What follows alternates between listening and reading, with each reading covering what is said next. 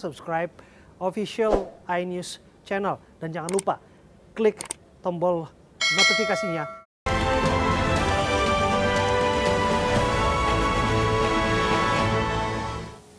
Dua kubu anggota organisasi pekerja di Kabupaten Langkat, Sumatera Utara terlibat bentrok. Keributan dipicu oleh dualisme kepengurusan organisasi Serikat Pekerja seluruh Indonesia.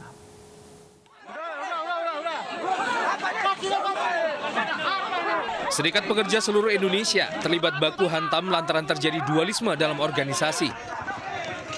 Bentrokan ini mengakibatkan sejumlah orang luka-luka. Bentrok terjadi di lokasi pabrik kelapa sawit di Langkat, Sumatera Utara. Dua kubu yang terbelah yaitu Iskandar Perangin-Angin dan Kubu Sejahtera Sembiring yang sama-sama mengklaim pengurus yang sah. Ya, tadi benar telah terjadi insiden keributan di pabrik Mulia Tani Jaya di Bukit Tua antara kubu SPST yang Aseng alias Irwansa alias Aseng dan Hahar, yang mana mereka ingin memaksa bekerja di pabrik MTJ tersebut.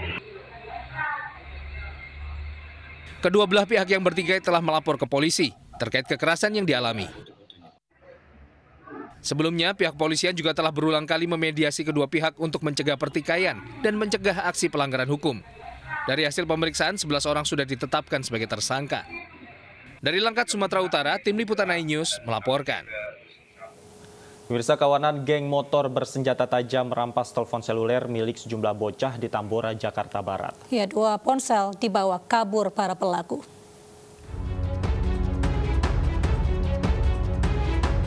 Sembilan bocah yang tengah asik bermain game online ini didatangi 4 pemuda yang mengendarai 2 sepeda motor.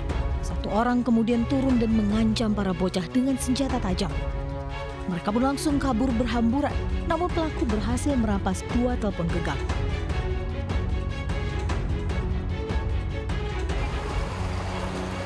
Aksi perampasan yang terjadi di kawasan Tambora, Jakarta Barat ini terekam kamera pengawas. Menurut salah satu orang tua korban, peristiwa ini terjadi dini hari saat korban menunggu azan subuh. Korban yang ponselnya dirampas terpaksa tak bisa mengikuti sekolah secara online. Mau menunggu azan subuh, jadi dia kumpul di pos RW karena masjidnya ada di belakang masjidnya. Dan handphone itu benar-benar dipakai buat apa ya? Buat sekolah gitu, harusnya dipakai buat daring. Nah, beberapa hari Senin itu sempat nggak ikut juga sih, karena handphonenya belum ada gitu kan. Orang tua korban telah melaporkan peristiwa ini ke polisi. Kasus perampasan dengan ancaman senjata tajam kini tengah ditangani Polsek Tambora, Jakarta Barat. Dari Jakarta, Miftahul Gani, iNews melaporkan. Pemirsa, baru-baru ini ramai dibicarakan di media sosial video seorang remaja yang diduga mengalami gangguan saraf akibat terlalu lama bermain game online di Banda Aceh. Video seorang anak yang berumur 14 tahun ini tengah ramai di media sosial. Remaja ini diduga terlalu lama bermain game online dan bergadang sehingga mengalami gangguan syaraf.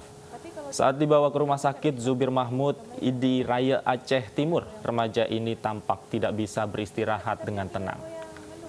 Tangan dan tubuhnya terus bergerak tak terkendali. Dan kini sang remaja tengah dalam penanganan RSUD Zainal Abidin, Banda Aceh. Lo kalau kupeh apa? Alunya udah bilang nggak mau lagi ya?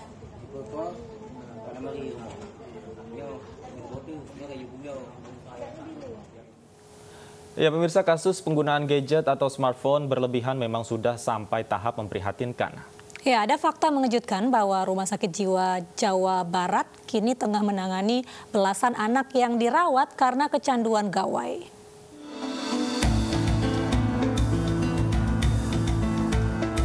Rumah Sakit Jiwa Jawa Barat di kawasan Cisarua punya pasien yang tak biasa. Ada belasan anak yang dirawat karena kecanduan gawai atau smartphone. Rata-rata pasien anak yang mengalami kecanduan atau adiksi ini berusia 11 sampai 15 tahun. Gejala yang sering muncul adalah anak-anak menjadi gampang emosi, kurang berinteraksi sosial baik dengan keluarga maupun rekan-rekannya, sampai mengurung diri. Mereka juga mengalami adiksi game atau adiksi game, kemudian mereka mengalami gangguan jiwa. Nah itu kalau 2021 2 bulan saja sudah ada 5 orang yang murni.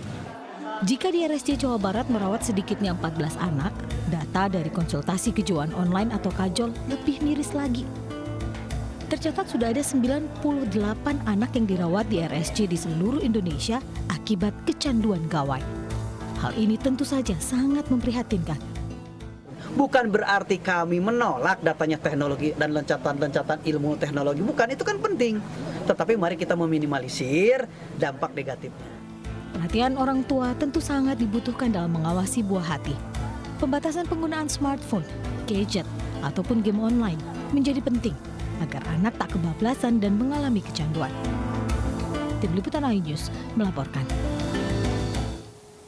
Ya pemirsa, kita sudah terhubung dengan Dr. Lina Budianti, psikolog anak dan remaja Rumah Sakit Jiwa Provinsi Jawa Barat. Ya, selamat siang Dr. Lina. Ya, selamat siang. Ya dokter, sudah berapa banyak pasien anak yang dirawat di rumah sakit karena kecanduan gawai? Iya, jadi seperti ini Mbak. Sebetulnya yang tadi disampaikan ya, yang di berita sebelumnya tuh 8 orang itu memang itu data terbaru dan pasien baru yang kita terima dengan adiksi gawai atau game atau internet itu ya. Jadi 8 orang itu kurun waktu Januari sampai Februari gitu. Kalau jadi jumlahnya 8 itu sampai pertengahan Maret kalau tidak salah ada tambahan. Baik. Jadi dan itu rawat jalan, maaf. Itu rawat jalan. Jadi bukan rawat inap. Rawat jalan ya dok. Apa umumnya gejala yang mereka tunjukkan ketika berobat ke sana? Iya, kalau keluhan utamanya terbanyak itu adalah karena masalah agresivitas ya. Ada masalah emosi yang berlebihan gitu ketika dia dilarang atau dibatasi penggunaan gawai atau internet atau bermain gamenya. Jadi ekspresi emosi yang sangat tinggi sampai misalnya merusak atau memukul dan sebagainya. Artinya ekspresi emosi itu ditimbulkan akibat anak ini tidak diberikan untuk bermain gawai, begitu dokter? Iya betul, dilarang misalnya, baru dilarang saja sudah semarah itu, akhirnya orang tuanya jadi kesulitan untuk melakukan tindakan lain gitu. Ya dokter, apakah emosi yang agresif ini menunjukkan memang ada kelainan dari segi kejiwaan begitu? Hanya dari emosi saja? Tidak. Jadi kalau untuk kita diagnosis seseorang itu mengalami adiksi game, itu ada beberapa kriteria atau gejala yang harus terpenuhi, gitu ya. Kalau saat ini kita mengambil kriteria dari ICD-11 karena memang untuk kriteria diagnosis adiksi game sendiri sudah resmi ada gitu. Dan itu ada beberapa kriteria, jadi tidak hanya dilihat dari ekspresi emosinya saja Mbak, jadi ada indikator lain. Kalau gejala yang terparah yang dialami oleh anak apa dok? Ada yang sampai bahkan syarafnya juga sampai terganggu seperti itu? Kalau kami belum pernah menemukan itu, tapi kami pernah menemukan pasien yang dehidrasi gitu karena dengan bermain gamenya itu dia jadi lupa makan, lupa minum gitu. Kalau dampak fisik yang terberat yang pernah kita temukan itu.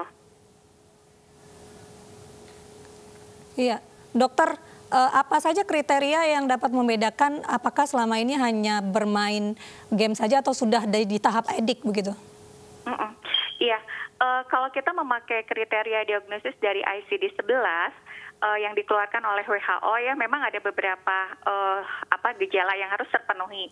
Yang pertama adanya pola perilaku bermain gamenya yang persisten, jadi yang terus-menerus, yang menetap. Kemudian ada juga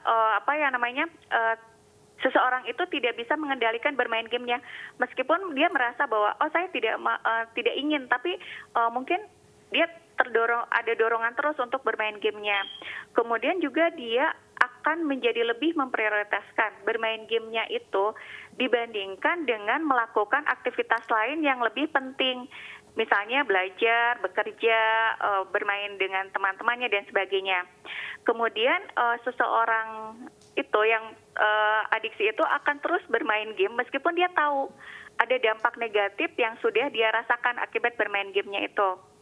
Dan yang lebih penting juga kriteria diagnosis untuk adiksi game itu adalah ketika pola bermainnya ini cukup parah dan akhirnya menimbulkan gangguan baik itu fungsi perawatan diri seperti tadi misalnya makannya, minumnya, merawat diri seperti mandi dan sebagainya. Kemudian juga berdampak pada kondisi psikologis ya, jadi emosional, agresif. Kemudian juga berdampak secara sosial, kalau anak itu misalnya jadi tidak mau bergaul dengan temannya, tidak mau bergaul dengan keluarganya, mengurung diri dan sebagainya. Kemudian juga untuk pendidikannya, dia tidak mau lagi mengerjakan tugas-tugas sekolahnya, atau misalnya karena bermain game sampai tengah malam, pagi-pagi yang harusnya dia belajar jadi ngantuk gitu kan, itu mengganggu fungsi dia sebagai seorang pelajar. Kemudian yang juga cukup mengkhawatirkan juga menimbulkan dampak finansial untuk keluarganya gitu ya. Ada beberapa yang orang tuanya udah kewalahan karena dia butuh biaya atau butuh membeli kuota ataupun misalnya butuh beli senjata atau diamond dan sebagainya itu sampai berjuta-juta dalam 1 minggu gitu. Jadi itu sangat memberatkan orang tua. Sampai sejauh itu dampaknya ya dokter. Kemudian terapi apa yang diberikan dok untuk anak-anak ini dan berapa lama waktunya biasanya? Iya, kalau untuk terapinya sendiri sebetulnya individual ya. Jadi tergantung berat ringannya gejala yang muncul gitu. Kalau seperti tadi sudah muncul ada agresivitas yang cukup berat, kemudian iritabilitas yang cukup berat, itu biasanya kita bantu dulu dengan obat. Nah, namun yang cukup penting sebenarnya juga tadi memperbaiki pola asuh. Mungkin ya kalau misalnya ada problem di pola asuh dari orang tuanya, tentunya itu juga menjadi bagian yang cukup penting untuk penanganan anak-anak dengan kecanduan game ini. Karena kan kita tahu bahwa anak dan remaja itu sangat bergantung pada orang tuanya juga ya. Kemudian kalau anaknya yang sudah besar juga kita bisa lakukan psikoterapi. Jadi untuk memperbaiki cara pandang dia terhadap game-nya itu sendiri itu seperti apa sih gitu. Apakah dengan main game itu dia merasa itu satu-satunya cara membuat dia diterima oleh lingkungannya, atau dari psikoterapi itu kita bisa mencari cara lain bagaimana dia tetap merasa diterima oleh lingkungannya, sehingga main game itu jadi bukan satu-satunya solusi terhadap berbagai masalah yang sebenarnya mungkin dia hadapi selama ini. Gitu. Baik, informatif sekali. Mudah-mudahan ini didengar oleh para orang tua sehingga bisa lebih waspada mengawasi anaknya. Terima kasih sekali lagi Dr. Lina Budianti sudah bergabung bersama kami di iNews Siang.